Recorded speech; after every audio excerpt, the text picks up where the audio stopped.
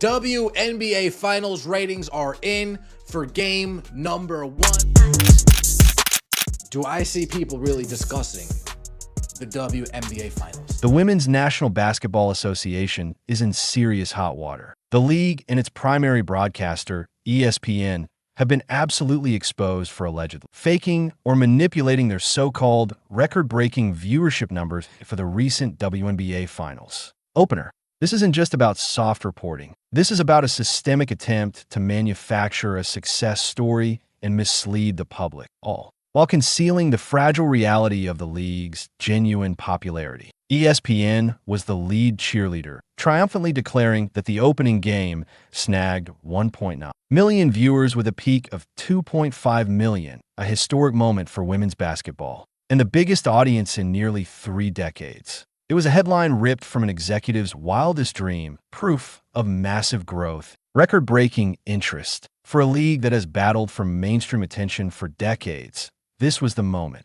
of validation. The champagne forks popped. Social media was flooded with press releases. For a brief few hours, the narrative was fixed. But the moment fans started digging into the data, the entire celebration started looking suspicious. That single glaring question, the one that launched 1,000 skeptical comments, was simple. Where was the buzz? This supposed record-breaking game had barely registered a pulse in the cultural conversation. There were no trending hashtags, no viral clips, no "did you see that moment in the video?"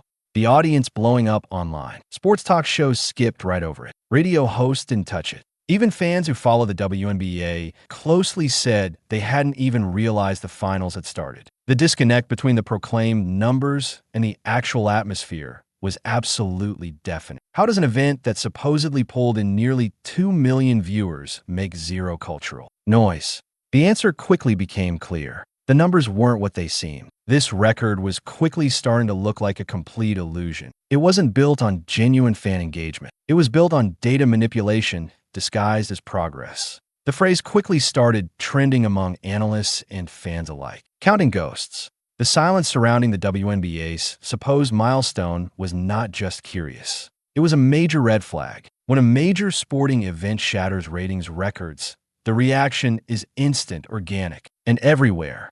The highlights are unavoidable. The controversies are debated for days, and the media obsesses over the success. This time, there was only a tumbleweed of indifference. Even the network promoting the success, ESPN, seemed completely uninterested in follow-up coverage, avoiding the victory lap that usually accompanies such a triumph. This quietness looked less like celebration and more like damage control. Fans immediately started comparing the WNBA's 1.9 million figure to other sports airing. At the same time, NASCAR, college football, or MLB playoffs.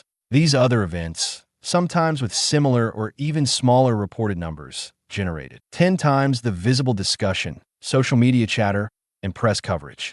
This glaring inconsistency screamed that either the WNBA audience was unusually silent, a notion that defies modern fan behavior, or those millions of supposed viewers simply didn't exist in any meaningful way. The numbers and the cultural footprint simply didn't match reality. The deeper layers began to unravel when analysts noticed a crucial lack of transparency. The official Nielsen report, the industry standard used to verify audience figures, hadn't been released publicly. Instead, the press release cited internal data and an updated methodology. ESPN wasn't just a broadcaster. They were a massive financial stakeholder in the WNBA's success. If the league looked strong, ESPN rakes in more ad revenue and boosts its own brand credibility. The conflict of interest was blinding. ESPN was effectively reporting its own grades and expected the public to trust them. The lack of an independent citation code confirmed it. This was a strategic narrative control operation.